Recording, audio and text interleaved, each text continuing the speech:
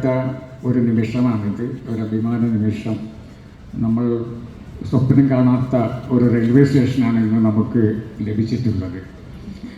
ഇതുപോലൊരു ആധുനിക railway station നമുക്ക് നൽകിയതിന് കേന്ദ്ര ഗവൺമെൻറ്റിനും ബഹുമാനപ്പെട്ട ആദരണീയ പ്രധാനമന്ത്രിക്കും നമ്മൾ നന്ദി പറയണം. ഞാൻ പ്രത്യേകിച്ച് എൻ്റെ പക്ഷത്തു നിന്നും നന്ദി പറയുന്നു. പിന്നെ ഇതുപോലുള്ളൊരു പദ്ധതി നടപ്പിലാക്കാൻ നമ്മുടെ പുതുശ്ശേരി സർക്കാരും പ്രത്യേകിച്ച് നമ്മുടെ ബഹുമാനപ്പെട്ട ഗവർണറും ഒരുപാട് അധ്വാനിച്ചിട്ടുണ്ട്.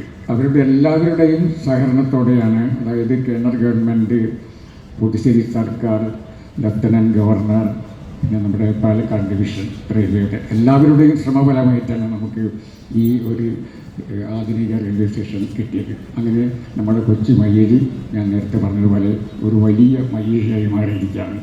അപ്പോൾ ഏതൊരു നാട്ടിൻ്റെയും ചരിത്രത്തിൽ ഒരു റെയിൽവേ സ്റ്റേഷൻ്റെ വലിയൊരു പങ്കുണ്ട്.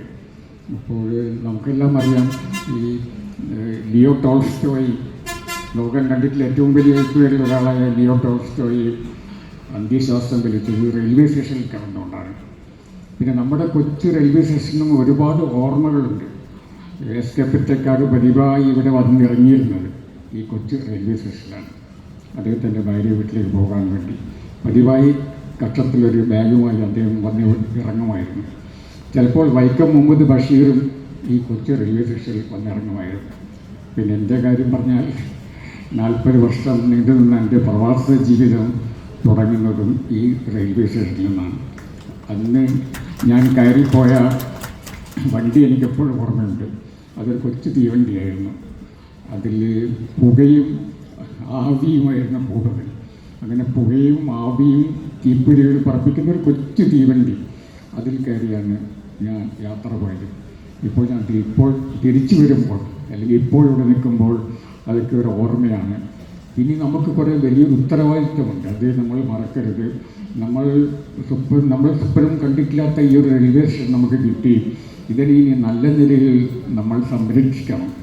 ഇപ്പോൾ ഇവിടെ റെയിൽവേ സ്റ്റേഷനിൽ നമ്മൾ പതിവായി കാണുന്ന കാഴ്ചകളുണ്ട്. മദ്യപാനികൾ, സാമൂഹ്യദ്രോഹികൾ, അവരൊക്കെ പതിവായിട്ട് ഇവിടെ വന്ന് റെയിൽവേ സ്റ്റേഷനിൽ രാത്രികാലം ചെലവഴിക്കുന്നത് കാണാം. അപ്പോൾ ചിലപ്പോൾ രാത്രി വണ്ടിക്ക് മലബാർ എക്സ്പ്രസ്സിന് ഞാൻ റെയിൽവേ സ്റ്റേഷനിൽ വന്ന് നിൽക്കുമ്പോൾ ആ വണ്ടിയിൽ കയറാൻ വേണ്ടി ഭയപ്പെടുത്തുന്ന കാഴ്ചയായിരുന്നു. മദ്യപാനികളും മറ്റുള്ളവരും ഇരുട്ടത്ത് പതിയിരിപ്പുണ്ടാകും. പക്ഷേ അതൊന്നും ഇനി സംഭവിക്കില്ല എന്ന് വിചാരിക്കാം. ഇനി ഇവിടെ ഇരുട്ടില്ല, നമ്മുടെ റെയിൽവേ സ്റ്റേഷനിൽ ഇരുട്ട് പോയി, വെളിച്ചം കൊണ്ടിരിക്കുകയാണ്.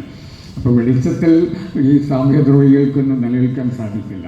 എങ്കിലും നമ്മുടെ ഒരു ഉത്തരവാദിത്തമാണത്, ഇതിനെ സംരക്ഷിക്കുക എന്നുള്ളത്. പിന്നെ അതുകൊണ്ട് ഞാൻ